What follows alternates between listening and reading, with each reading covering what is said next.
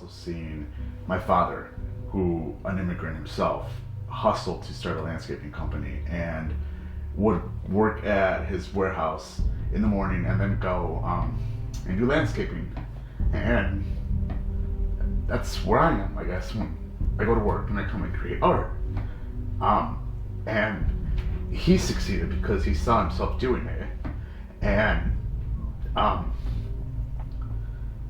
I see this vision, and that's why I want it.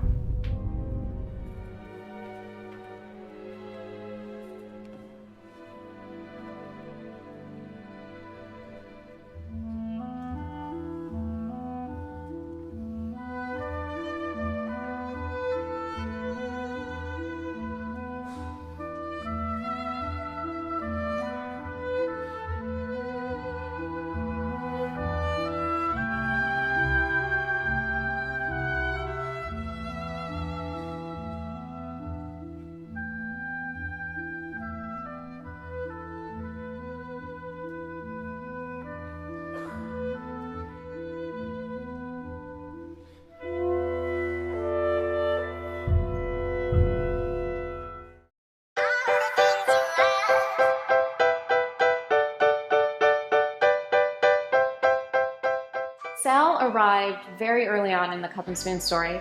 I believe it was October. We opened in May of 2014, and then Sal joined us in October of 2014, so just a few months in. And we were looking for someone with experience in the coffee world and someone who understood kind of what our concept was here, which was fostering community and art. I believe my sister Mary interviewed Sal, and the day of his interview when he came in, my grandma was here, my mom was here, I think my aunt was here, so it was just kind of like right off the bat he was part of the family. But Mary said from the very beginning she just really appreciated his spirit, and one of the first questions he asked was, how do I get my art on the wall of Cup and Spoon? I'm his best friend and roommate.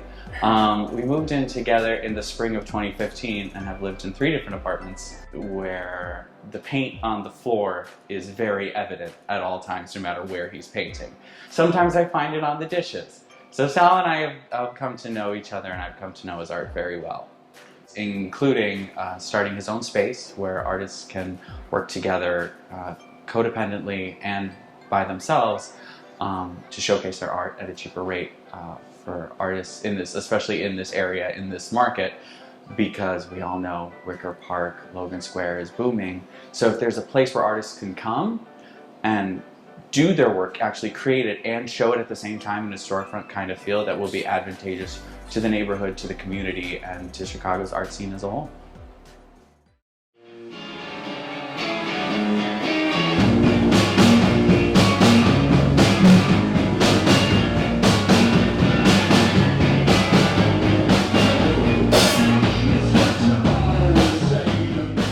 I'm sitting in my kitchen at home, and it's small, as you can tell. I have a small little nook in the back, which is ideal if you're not an artist, because then you can use that as storage. But when it comes to being an artist, that takes up a lot of space.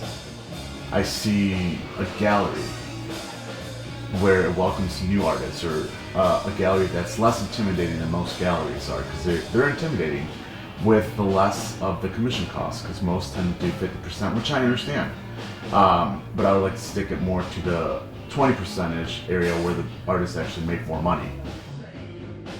I provide the services that they need, that they can't have because they don't have the space for. Whether that's they have a small apartment, they can't afford a studio. Eventually introduce printing. That's one of my biggest goals and setbacks in life, is printing is an expense. It's lucrative as an artist to be able to do it because you can sell more that way, because original artwork, it's expensive.